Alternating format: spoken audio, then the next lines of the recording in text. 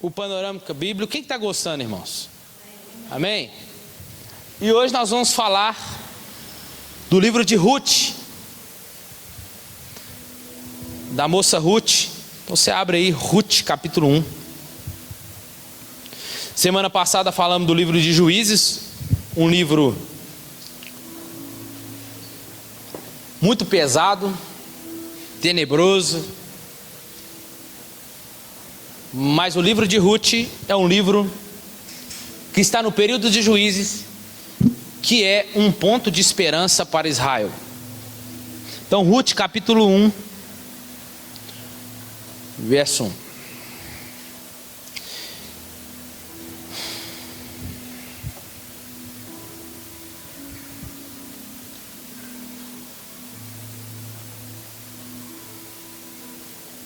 Quem encontrou? Nos dias em que os juízes julgavam, houve fome na terra. E um homem de Belém de Judá saiu a habitar no país de Moabe, ele, a sua mulher e seus 2 filhos. Chamava-se este homem Elimeleque. E a sua mulher Noemi, e os filhos se chamavam Malom e Quilion, efrateus de Belém de Judá. Foram a Moabe e ficaram ali. Morreu Elimeleque, marido de Noemi, e ficou ela com seus 2 filhos, os quais se casaram com mulheres moabitas. O nome de uma era Orfa e de outra Ruth, quando já fazia quase 10 anos que moravam ali. Morreram também os 2 filhos, Malom e Quilion, ficando assim a mulher desamparada de seus 2 filhos e do seu marido. Então se levantou ela com as suas noras para voltar do país de Moabe, porque nessa terra ouviu que o Senhor tinha ajudado o seu povo, dando-lhe alimento. Pelo que saiu do lugar onde estavam as 2 noras com ela, indo elas caminhando para voltarem à terra de Judá. Disse Noemi às suas noras: Ide, voltai cada uma para a casa de sua mãe. O Senhor use convosco de sua benevolência, como vós fizestes com os falecidos e comigo. O Senhor vos dê que acheis descanso, cada uma em casa de outro marido. Então elas as beijou, e elas levantaram a voz e choraram, dizendo-lhe: certamente voltaremos contigo para o teu povo. Porém Noemi disse: voltai, minhas filhas, porque ireis comigo? Tenho eu ainda no ventre mais filhos para que vos sejam por maridos? Voltai, minhas filhas, ide-vos embora. Eu sou velha demais para ter marido. Ainda que eu dissesse tenho esperança, ou ainda que esta noite tivesse marido e ainda tivesse filhos, esperá-los-eis até que viessem a ser grandes? Permanecereis sem a se casar por causa deles? Não, minhas filhas, mais amargo me é a mim do que a vós mesmos, porque a mão do Senhor se descarregou contra mim. Pelo que se levantaram a voz e tornaram a chorar. Então Orfa se despediu de suas sogras com um beijo, mas Ruth se apegou a ela. Só até aí. Irmãos, Ruth, a redenção. O livro de Ruth é um trabalho de arte teológica que nos convida a ver como Deus está envolvido nas alegrias e nas tristezas da nossa vida cristã. O livro de Juízes, que nós aprendemos na semana passada, é a história de Israel em um de seus pontos mais baixos da história, aonde tem a apostasia, abandono da fé, a divisão, a crueldade e vergonha. Assim como Israel no passado, muitos do povo de Deus hoje em dia levam uma vida de incredulidade e de desobediência e não desfrutam das bênçãos de Deus. Uma coisa linda de se ver aqui é como ver uma história de amor, como o livro de Ruth, tão bela, se passando num período tão calamitoso que é no livro de Juízes, relatando a história de Israel naquele tempo. Mas não é o que acontece hoje. Vivemos em tempos turbados, tanto nacionalmente ou internacionalmente, de declínio moral, como nós vimos na semana passada, em meio às dificuldades de todo tipo. E no entanto, Deus ama aquele a que ele comprou. Deus ama aquele a quem creu nele e na sua obra. Como pessoas, talvez Deus um dia nos amou primeiro, porque é onde nós estávamos perdidos, e hoje Ele está em busca da sua noiva. Por mais que sejam os dias tão calamitosos, tenebrosos que nós vamos viver ou estamos vivendo, o tempo de se conhecer o Senhor é agora. O tempo de conhecer e ter a Ele, fazer dele o seu Salvador e Senhor. Isso nos faz a fazer parte de uma linda história de amor. Amém? Porque você só não ama a sua esposa, os seus filhos? Você não ama ele só quando ele faz o que você pede, não é? Você não ama ele somente quando você o obedece, ou ele te obedece. Você continua amando sua esposa e seu marido mesmo quando ele faz raiva em você, não é? Porque é o amor. Então podemos viver em tempos tenebrosos, está faltando às vezes as coisas dentro de casa, estamos passando por um tempo difícil, mas vai melhorar, vai passar. É isso que Deus nos ensina. Em tempos tão tenebrosos nós estamos vivendo, é possível ver uma linda história de amor sendo escrita.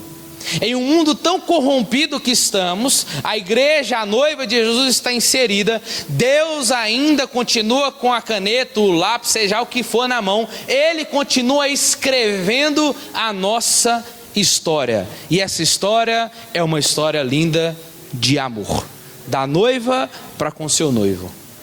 Amém? Em meio então ao caos de juízes, nós vemos o descortinar da graça de Deus no livro de Ruth. Se de um lado nós temos juízes e do outro lado nós temos os reis, que vai entrar o período de Samuel, no meio nós temos Ruth, que é um livro de transição para ambos os livros. Ruth é visto como um livro de mulheres, né? Não, livro de Ruth. Livro de Ruth é um livro que as mulheres gostam, pregam-se em congresso, pregam-se em festividades de mulheres, afinal tem o nome de mulher. Mas ganha também uma reputação de ser um livro de romance, mas um romance santificado. Só que nós não podemos ver assim somente como um livro de mulher, pois fazendo isso nós vamos negligenciar o livro, que por outro lado é uma bênção para todos, porque podemos chamar o livro de Ruth ou o livro de Boaz, sem problema nenhum. Mas vamos ver como é importante lermos e estudarmos esse livro. Interessante nós lembrarmos aqui que não havia ainda monarquia no tempo de juízes para Ruth. O povo estava em um período de desobediência. É por isso que vai haver a fome na casa do pão, que essa fome vai resultar na saída de Elimeleque, Noemi e seus 2 filhos de Israel. E essa fome em todo Israel é um ato de disciplina de Deus contra aquele povo. E a ideia que vamos ver aqui é que quando elas estão retornando para Israel, é um tempo que talvez é naquele tempo de ciclo, que Deus tem levantado um novo juiz e tranquilizou o período lá em Israel, e elas estão eles vão voltar. Qual que é o ciclo? O povo pecava, Deus usava os inimigos para oprimir, o povo se arrependia, Deus levantava o juiz libertava o povo, vinha um tempo de paz, o juiz morria e eles voltavam tudo de novo. É nesse período de paz aqui, é o período que Noemi está retornando para casa, e mais à frente nós vamos aprender. Então a finalidade do livro é apresentar a história da origem de Davi, que sucessivamente seria a linhagem do nosso Salvador. Então vamos lá, e eu quero começar aqui com uma frase, que essa frase você vai entender mais ainda lá na frente. Os esforços que fazemos para escapar de nosso destino só servem para nos conduzir até ele. Vou repetir. Os esforços que fazemos para fugir do nosso destino, do propósito que Deus nos deu, só servem para nos conduzir até ele. Jonas fugindo só fez ele voltar para o propósito que Deus tinha para ele. Foge. Vai lá. Tchau. Daqui uns dias eu vou falar assim: ó, seja bem-vindo de volta. Sabia que você ia voltar. É assim. Na vida do crente, irmãos, não é por acaso.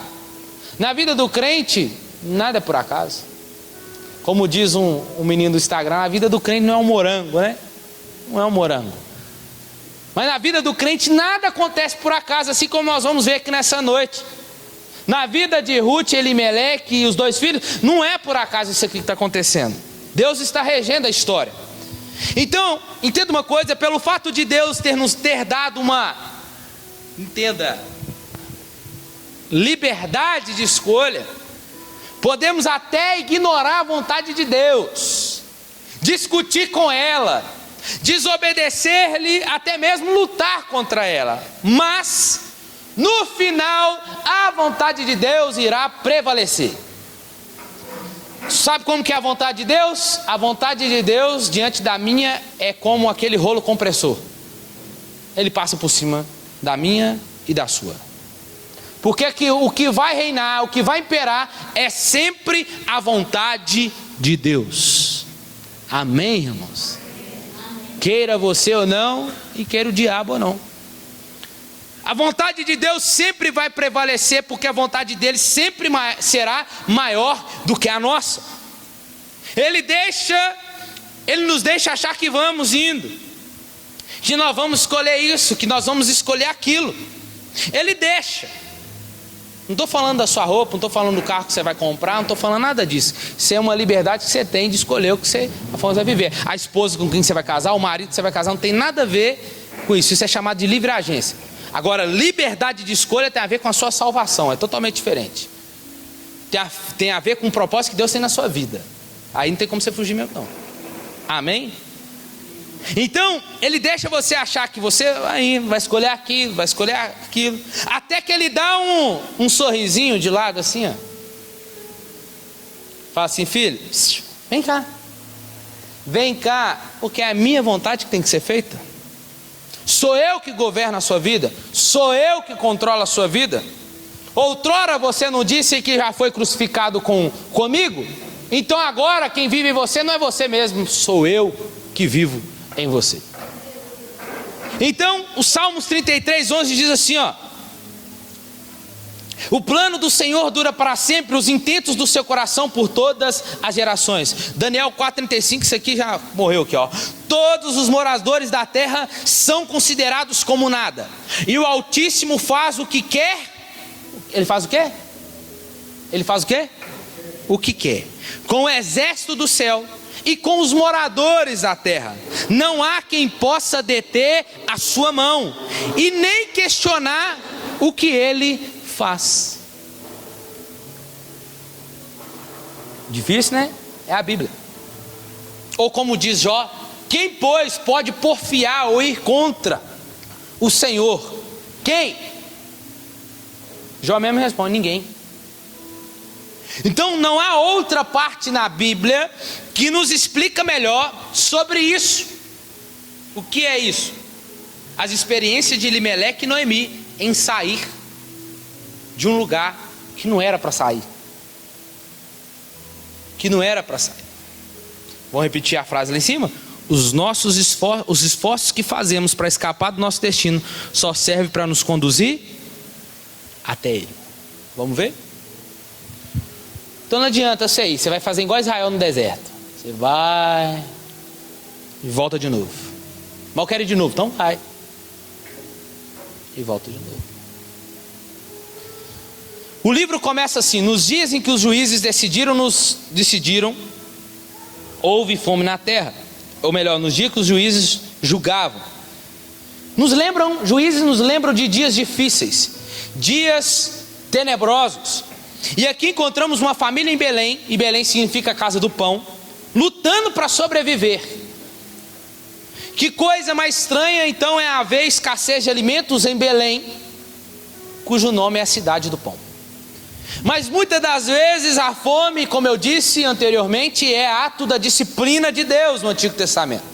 Até mesmo os que eram tementes a Deus tiveram que sofrer por causa dos ímpios. E assim eles então vão sair da cidade por busca de comida e mudam para a cidade chamada Moabe, um antigo inimigo de Israel. Onde apareceu esse povo? Gênesis capítulo 19, versículo 31. Vai registrar a história lá de Ló e suas filhas. Ló bebeu muito da sua vinha, pecou, se deitou, e as suas filhas viraram para outro e falaram assim: vamos deitar com o nosso pai. Um pecado de incesto aqui. Vamos deitar com o nosso pai, não vamos perder a nossa geração, nós precisamos dar prosseguimento à nossa descendência. Então a filha mais velha se deita com o pai. Deus abomina isso, pode ter certeza disso. E aí o filho mais velho nasce e ele se chama Moabe. A filha mais nova se deita com o pai também, e tem um filho chamado Ben-Ami, que é o pai dos amonitas, que são os dois inimigos de Israel. E essa cidade são duas cidades amaldiçoadas, Moabe e a cidade onde ficam os amonitas. São cidades que eram inimigos de Israel, cidades essas onde tinha promiscuidade, cidade essa onde a bênção de Deus não estava. Mas para onde eles estavam indo? Que escolha, né? Que escolha. E aí, seriam inimigos de Israel. Nesse tempo os moabitas oprimiam Israel, como nós vimos nos Juízes. E quem derrotaria os moabitas mais à frente vai ser Saul. E com isso o que Elimeleque fez então foi errado. Elimeleque errou.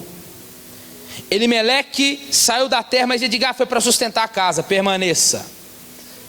Nessa terra de peregrinação, seus filhos se casaram com mulheres pagãs, e falhou e vacilou na lealdade para com Deus. E foi nessa terra que quase toda a família foi extinta. Elimeleque morre e os dois filhos morrem também depois. Por quê? Porque eles se casaram com duas mulheres pagãs e moabitas, Ruth e Orfa. Só que isso aqui, irmão, você vai entender a história. Quem veio de manhã já sabe. Quando surgem os problemas na nossa vida, são três coisas que a gente pode fazer. Primeiro, suportar, que era o que eles deveriam fazer. Permanecer em obediência naquele lugar. Segundo, fugir. Foi o que eles fizeram, e é o que a gente faz. É o mais fácil, não é? Amanhã a gente resolve, amanhã a gente faz, deixa para depois. Já vi tanta história que era para ter resolvido num dia, não resolveu, deixou para depois e virou uma bagunça. Eles fizeram o quê? Eles fugiram. Ou eles poderiam usar os problemas ao seu favor. Também não fizeram. Eles fugiram. Elimeleque então tomou uma decisão errada quando saiu daquele lar. E é importante nós falarmos aqui, irmãos, que nós temos uma responsabilidade de obedecer a Deus na forma que nós criamos a nossa casa, os nossos filhos, né? Educamos a nossa casa, ensinamos a nossa família. Nós, como pais, e muitos pais que aqui estão, devemos ser um exemplo de fidelidade a Deus para com os nossos filhos.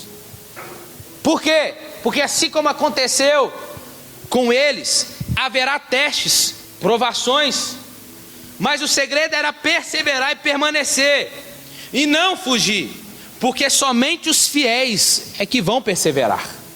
Amém? Mas podemos ver algo aqui, irmãos, que aprendemos sobre a providência de Deus, o trabalhar de Deus, dele usar essa desobediência para o seu propósito.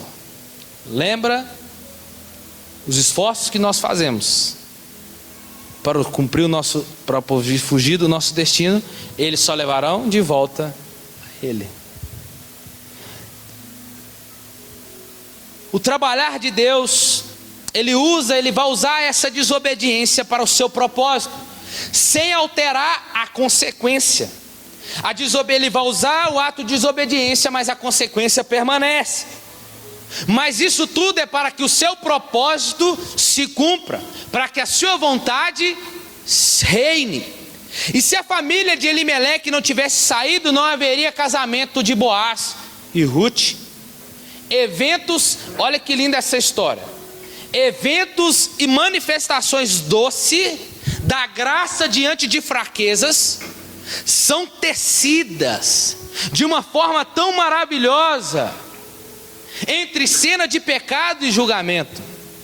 Deus, em um tempo de tenebroso, de desobediência, Deus consegue na sua soberania e poder tecer dentro da história, fazer a desobediência convergir para que cumpra o seu propósito.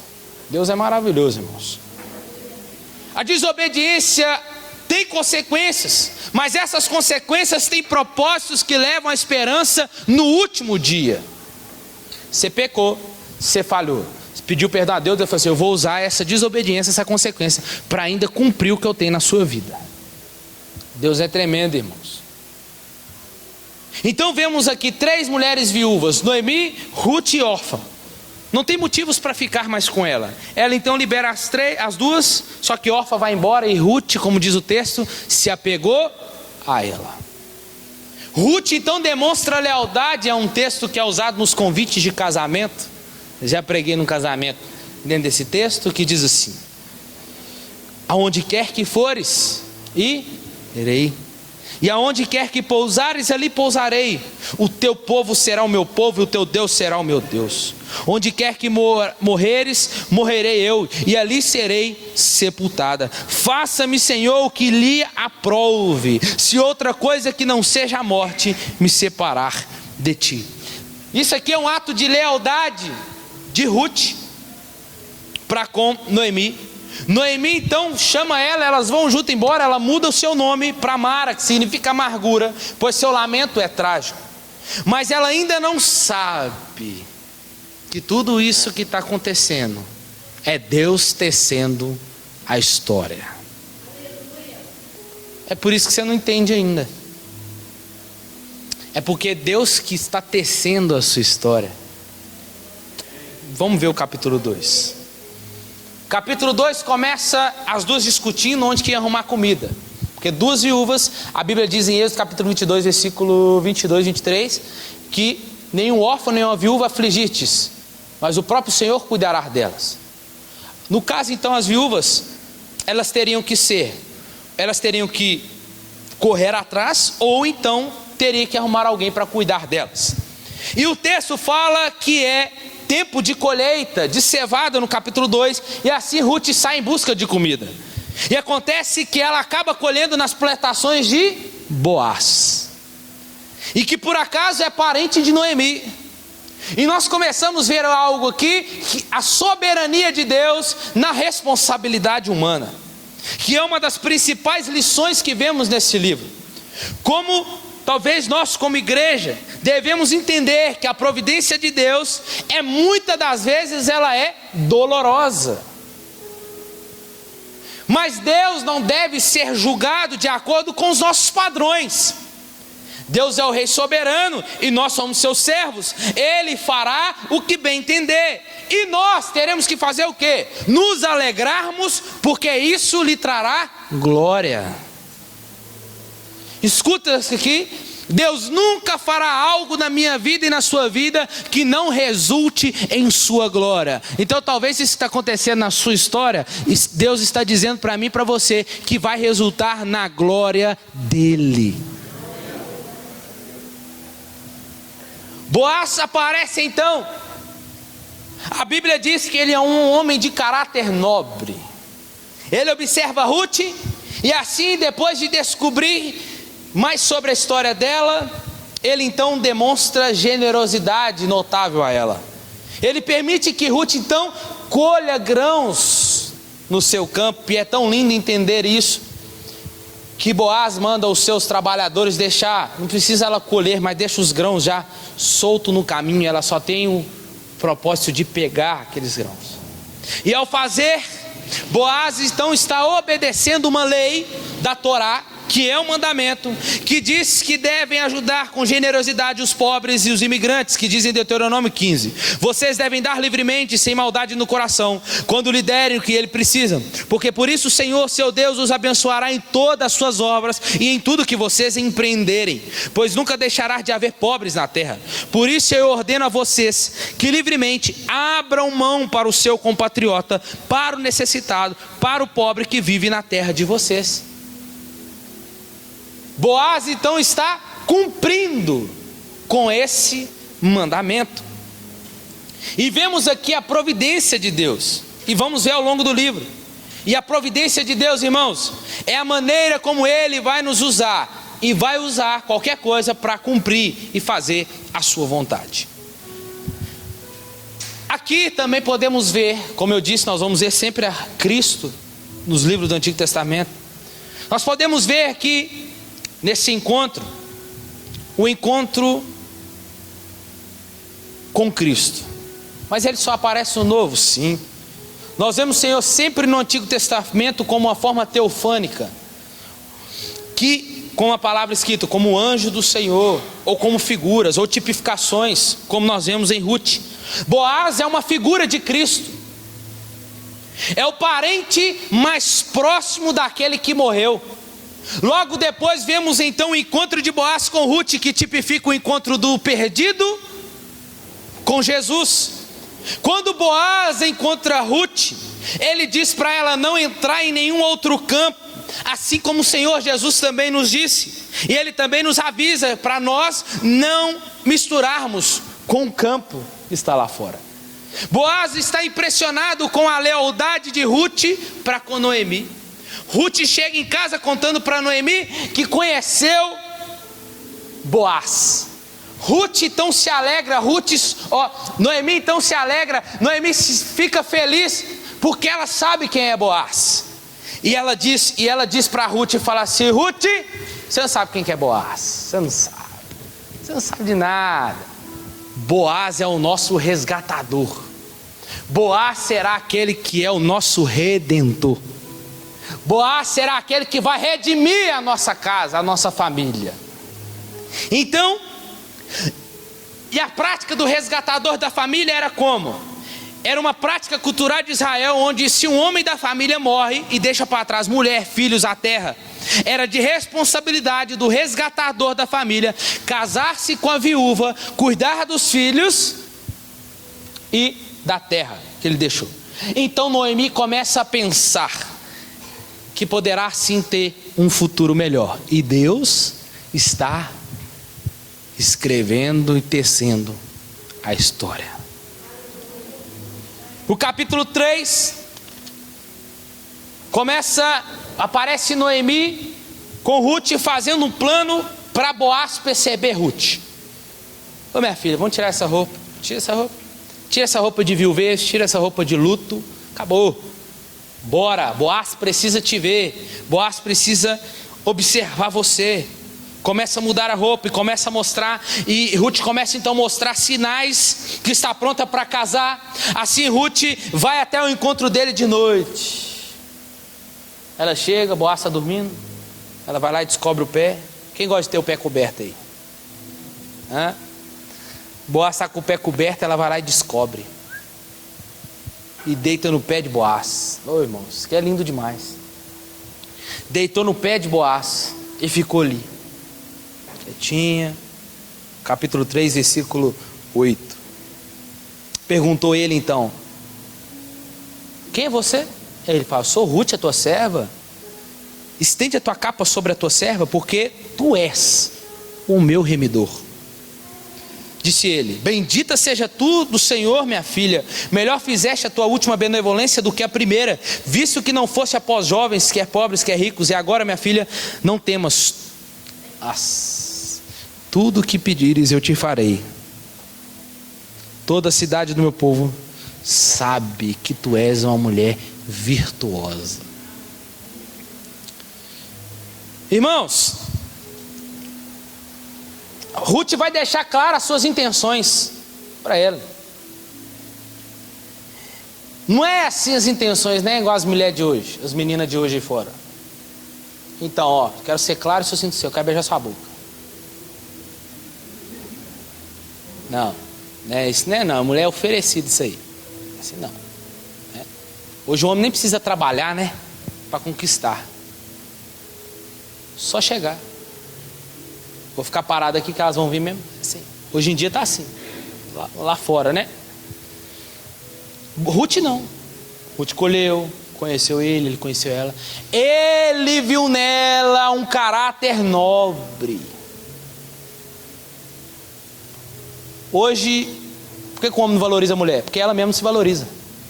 É essa bagunça aí que nós vemos aí. Por isso está tão fácil.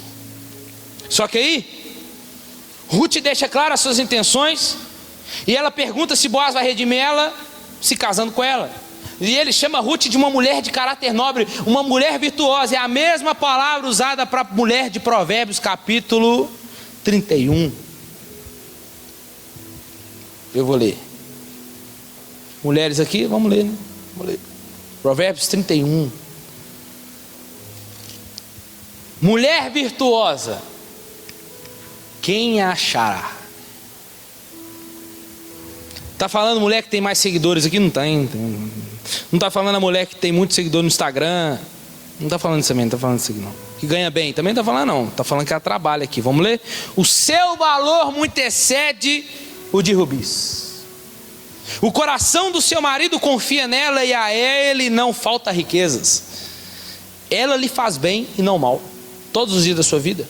Busca lã em linho, isso aqui é trabalho. Ela trabalha. Não é mulher preguiçosa, trabalha. Ela trabalha não só fora, mas como dentro também em casa, diz o texto, tá? Porque ela trabalha com mãos hábeis, e como os navios mercantes de longe traz o seu pão, ainda de noite se levanta, dá mantimento à sua casa. Tá vendo? Tá vendo? Ela trabalha em casa também. Isso é uma mulher virtuosa. Mulher virtuosa não é só a que sai para ajudar o marido, mas é aquela também que fica dentro para ajudar o marido também, dentro de casa. Amém, mulheres? Estou com vocês, viu? E aí, ainda de noite se levanta, dá mantimento à sua casa e a tarefa às suas servas. Examina uma propriedade e adquire. Planta uma vinha com fruto das suas mãos, cinge os seus lombos de força e fortalece os seus braços. Prova e vê que é boa a sua mercadoria.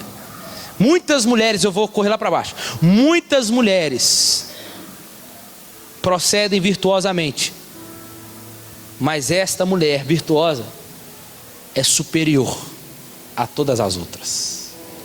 O que Boaz está dizendo aqui para Ruth é isso.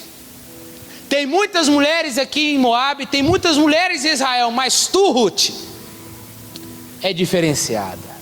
Tu, Ruth, é formosa, é virtuosa. Aleluia, por isso você vai entender daqui a pouco. Então Boaz diz para Ruth assim, ó, espera até amanhã, beleza? Até o dia seguinte. E foi uma das conversas mais lindas e mais humildes, pois é um apelo de Ruth, mas um apelo confiante que Boaz seria o redentor para ela. Irmãos, Deus está trabalhando através de um homem justo para realizar os seus planos para uma viúva fiel. Irmãos, a providência de Deus, mais a engenhosidade humana, frequentemente trabalham juntas na história redentora de Deus. Haverá reviravoltas no caminho e reviravoltas dramáticas, mas no final dará certo. Assim é Deus conosco. Haverá reviravoltas e reviravoltas na nossa caminhada enquanto estivermos aqui. Mas fica calmo, porque chegará o dia também da nossa redenção. Boaz manda ela esperar o dia seguinte, irmãos, pois ele resgataria ela de forma legal. Ruth e Noemi estão diante dos anciãos da cidade. E assim o capítulo termina com Ruth e Noemi se alegrando, porque a Boaz irá redimi-las. E nós vemos uma chave nesse capítulo aqui também, uma chave que aponta para Cristo. Porque agora Ruth e Noemi encontrou descanso em Boaz. Espere até o dia seguinte que eu vou redimi-la. Uma imagem de como podemos encontrar um descanso em Cristo, quando nós descansamos no cuidado daquele que é o nosso protetor. E isso não significa que não passaremos por provações e privações, mas significa que mesmo passando por privações e provações, nós podemos encontrar segurança naquele que é o nosso protetor, que é Cristo. Assim foi Ruth e Noemi com Boaz. E o mais lindo que nós vemos, irmãos, é os 4 capítulos. As mulheres, Noemi e Ruth, independente das circunstâncias, elas estavam sempre se regozijando e se alegrando no Senhor, pelo que estava acontecendo. Capítulo 4, para a gente ir fechando. Começa as coisas então a se encaixar agora na história. No último minuto, irmãos, Boaz descobre que ele não era o membro mais perto da família para resgatar. Tinha um outro homem. E aí ficou um negócio difícil, apertou. E aí diz o texto no capítulo 4 que o homem está lá para redimir. E aí resolvi informar-te disto e dizer-te: compra na presença dos que estão sentados aqui, na presença dos anciãos do meu povo. Se há de redimi-la, redime-as então. Declaramos para que o saiba, pois outro não senão tu que o redima, e eu depois de ti. Então disse ele: eu redimirei. Então disse Boaz: no dia que comprares a terra na mão de Noemi, também tomarás Ruth. Olha aí, ele ia pegar até a terra, mas na hora que falou assim, ó, no dia que comprares a terra da mão de Noemi, também tomarás Ruth. E ele fez questão de dizer: Ruth a Moabita. Você vai entender isso aqui, que foi mulher do falecido para suscitar. Aí ele disse: não, então disse o remidor: não posso redimi-la, para mim não, porque senão vai prejudicar minha herança. Eu não poderei fazer isso. Eu imagino Boaz falando assim, ó: yes, graças, deu certo. Por quê, irmãos?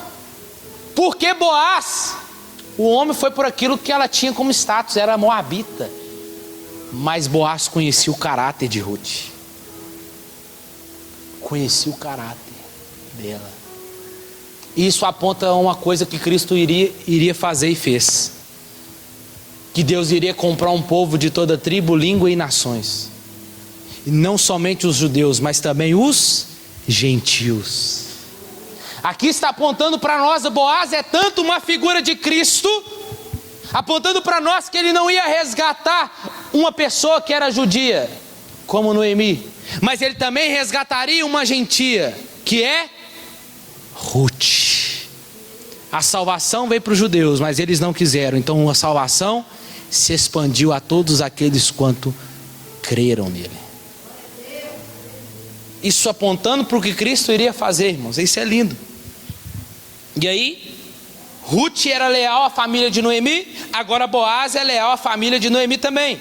E a história vai terminar com a reversão de todas as tragédias do capítulo 1. Assim, a morte do marido e dos filhos é revertida quando Ruth se casa novamente e dá à luz um filho, concedendo a Noemi, chamado ele de Obed. Essa simetria, então, é uma abertura, entre abertura e encerramento, e ainda mais notável é lembrarmos da tragédia de abertura, que foi seguida por um ato de lealdade de Ruth. Isso agora é correspondido por um ato de lealdade de Boaz, que leva então à sua restauração final da família. E essa simetria revela o final dos capítulos inteiros. Cada um dos capítulos começa com Noemi e Ruth fazendo planos para o futuro. E isso é seguido por um encontro da providência de Deus entre Ruth e Boaz. E cada capítulo termina com Noemi e Ruth se regozijando, alegre com o que aconteceu. Essa história, contada como uma característica curiosa, é o fato de nós não vermos tão claro a menção do nome de Deus. Nós vamos ver os personagens falando o nome de Deus, mas bem rápido. Mas o narrador não menciona tipo: e Deus fez isso, como no Juízes, e Deus moveu assim, e Deus disse assim, e Deus falou assim. Nós não vemos isso no livro de Ruth. mas é para nos ensinar uma coisa, entendermos que isso aqui é um brilhantismo da história. Uma história que trata da providência de Deus em ação, tecendo as circunstâncias e as escolhas de todos os personagens. Então a tragédia que Noemi vira e fala assim: Deus só pode estar descarregando a mão em mim. Isso que ela está achando que Deus está fazendo algo, punindo ela, na verdade é a missão de Deus de redimir ela e a sua família. E Deus está fazendo tudo isso através de Ruth, através da sua lealdade e ousadia, que vai trazer a cura para a vida de Noemi, mas não sem Boaz, que é um agricultor leal e generoso. E assim Deus usa a integridade de Ruth com a de Boaz, combinada com a ousadia de Ruth, para salvar Noemi e sua família. Por que que essa história nos mostra aqui? Nos mostra como Deus trabalha, sem ficarmos procurando movimentos sobrenaturais, ações grandes que a gente olha e fala assim: é Deus, é Deus, é Deus. Não, irmãos, Deus está no simples, Deus age sim no natural. Você crê nisso? Certo homem virou para Eliseu e falou assim: ó, está vindo uma tempestade, Deus pode estar nela. Não, Deus não estava na tempestade. Ah, está vindo um redemoinho, Deus pode estar no redemoinho. Vamos ver, Deus não estava no redemoinho. E vem então o que? Uma brisa. E Deus estava na brisa. Deus nunca vai estar onde você pensa que Ele está. Quando você fala assim: Deus pode estar fazendo isso aqui, só pode ser Deus fazendo tudo isso aqui. Aí quando você olha para o outro lado, você vê um menino, uma criança fazendo, assim, só, aí você fala: não. Onde você tirou esse menino? É Deus. É Deus. Então, por quê? Deus se move de formas misteriosas, irmãos. Vamos falar de Elias. Elias foge de Jezabel, ele corre para o deserto, pede a morte. Deus coloca um pé de zimbro lá, o pé de zimbro nasce, ele esconde debaixo do pé de zimbro e vai dormir. Descansa. Aparece um anjo do Senhor, uma forma de aparição de Cristo. Pega o pão, faz o pão, esquenta o pão, acende o fogo, coloca o pão. Colocou? Encheu o cântaro de água, colocou lá, acordou Elias. Elias, acorda, come e bebe. Elias viu Deus acendendo fogo? Sim ou não? Elias viu Deus cozinhando pão? Elias viu Deus enchendo cântaros de água? Por quê? Porque Deus não se mostra fazendo, Ele só mostra depois que está feito. É por isso que você não está vendo. E não é para você ver, porque depois que estiver pronto já, Ele coloca na sua frente. Deus não conta como Ele faz e como Ele fez. Ele faz o que Ele bem entender, da forma que Ele quiser. E o que Ele faz, irmãos, não tem como explicar. Porque se conseguirmos explicar algo que Deus faz ou fez, não é Ele que fez, foi eu e você que fizemos. O que Deus faz? Ninguém explica. Quando você pensa em explicar o que Deus fez, Ele... Ih, deu ruim. Deus se move de forma misteriosa, irmãos.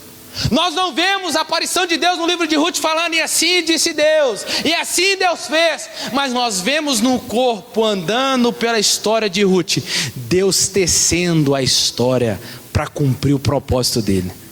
Talvez você possa estar achando que a sua história está lá, vão ter, de qualquer jeito, está por acaso, está acontecendo tudo de qualquer jeito. Não, irmão, fica tranquilo, porque se Deus é o Senhor da sua vida e o dono da sua história, é Ele que está tecendo a sua história. E no final você vai ver aquele mosaico lindo lá que Ele fez. Então a história nos mostra como de forma brilhante a interação dos propósitos de Deus e a vontade dele com a decisão e vontade humana. Deus estabelece a obediência fiel do seu para realizar seus propósitos redentores no mundo. E o livro de Ruth termina com uma genealogia, e diz: genealogia de Davi, mostrando como o filho de Boaz e Ruth, Obed, seria o pai de Jessé e avô de Davi. é de onde virá o Messias. E assim, de repente, esses eventos, no período de Juízes, acontece esse vislumbre de uma história de amor, aonde aparente mundanos, mais comuns, mas nessa história que está entrelaçada na grande história de Deus para o mundo. Assim, Ruth nos convida a entender como Deus pode nos convidar a entender como Ele pode estar trabalhando nos detalhes e mais comuns da nossa vida. Você crê nisso? Eu quero um profeta falando comigo. Amém, Deus pode levantar. Mas por que Deus não pode sentar com você no seu quarto e falar com você lá no simples? Por que Deus não pode falar para você a partir de uma criança, como Ele usa muita Cecília lá em casa? Por que esperar algo tão sobrenatural de Deus? Você não sabe o que você está perdendo nos detalhes mais comuns da vida, da sua vida, aonde Deus está tecendo a sua história. Busque ver Deus nesses detalhes. Fui sair de casa para ir lá para minha avó. Pneu da moto furado. Foi brincadeira, deixar a moto aqui parada. O pneu da moto furado. Falei, nossa. E agora? Aí ela disse assim, calma, calma. Você já sabe, né? Aí ela, mas ela falou assim, calma, pode ser o livramento mesmo. Deus está dando, você não sabe, nós vamos pegar a BR aqui. E aí? E aí? Para que ficar batendo o pé, brigando? Saiba que Deus está nos mínimos detalhes da sua vida. Creia nisso, meu irmão. Creia nisso, que Deus está trabalhando nos detalhes mais comuns da nossa vida. Aleluia por isso. E para a gente terminar, podemos então ver Ruth como a figura do pecador perdido, à espera de um redentor.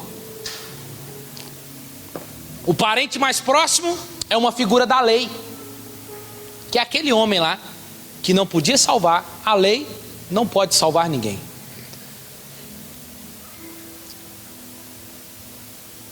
Somente Cristo, que é tipificado por Boaz, é que pode nos redimir de todo o pecado. Assim como Boaz foi o resgatador, Cristo é o nosso resgatador. Cristo será aquele que já nos redimiu, começou, mas irá nos redimir quando Ele nos tirar daqui. É quando Ele for o quê?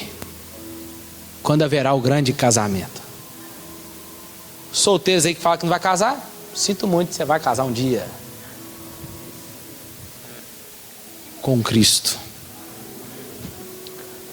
Boaz é uma figura de Cristo, que Ele vai resgatar Ruth em plenitude quando Ele casa com ela. Assim será a igreja como noiva do Cordeiro.